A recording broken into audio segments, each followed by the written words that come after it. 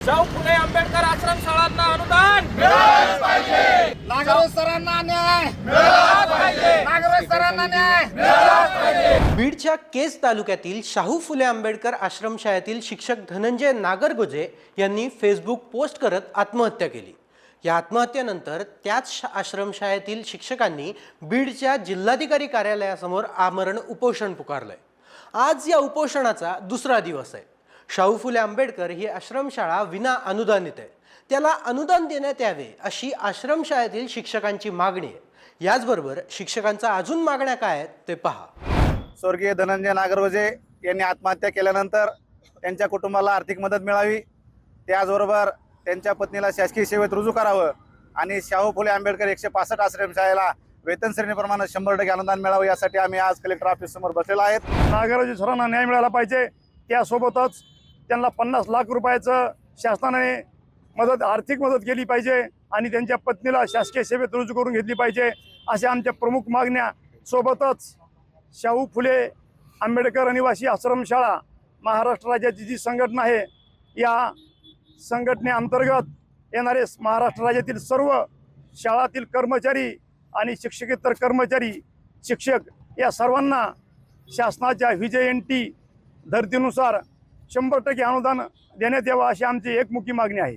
जर का 1 मे पर्यंत जर नाहीच दिलं तर आम्ही इच्छा मरणाची शासनाकडे परवानगी मागून 1 मेच्या दिवशी सर्व कर्मचारी व संस्था चालक आत्मदहन करणार। आज उपोषणाचा दुसरा दिवस आहे। अजूनही सरकारकडून कोणीच उपोषणाला भेटण्यासाठी देखील आलं नाहीये। आज जवळपास 50हून अधिक शिक्षकांनी सहभाग नोंदवलाय। दुसऱ्या दिवशी शिक्षकांनी सरकारला अल्टिमेटम दिलंय। 2 दिवसात मागण्या मान्य न झाल्यास आत्मदहन करू असा इशारा शिक्षकांनी दिलाय। आमच्याकडं कालपासून आमचं उपोषण चालू झालेलं आहे शाहू फुले आंबेडकर 165 आश्रमशाळेचं। पण आमच्याकडे कुठलाही या जिल्ह्यातला लोकप्रतिनिधी किंवा संविधानिक पदावर असणारा माणूस या उपोषणस्थळी भेट द्यायला आलेला नाही। की 165 आश्रमशाळेतील शाहू फुले आंबेडकर एका शिक्षकाने गळफास घेऊन आत्महत्या केलेली आहे। 18 वर्षापासून त्याला विना वेतन पगारावर असल्यामुळं त्यानं स्वतः आत्महत्या केलेली आहे। तरी या शासनाला कुठलीही जाग आतापर्यंत आलेली नाही।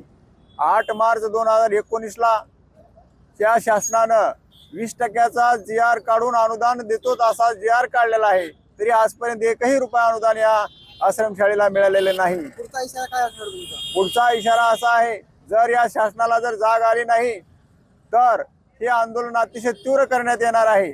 मग ते रस्ता रोको असेल किंवा अनेक शिक्षक या ठिकाणी स्वतःच्या अंगावर राखेल ओतून आत्महत्या करण्याच्या तयारीत सुद्धा आहेत। त्यामुळे आता सरकार काही निर्णय घेऊन प्रश्न मार्गी लावते की शिक्षकांवर आत्मदहनाची वेळ येते हे पाहणं महत्त्वाचं ठरणार आहे। राजकारणासंदर्भातील अशाच इंटरेस्टिंग व्हिडिओसाठी सबस्क्राईब करा सरकारनामाला।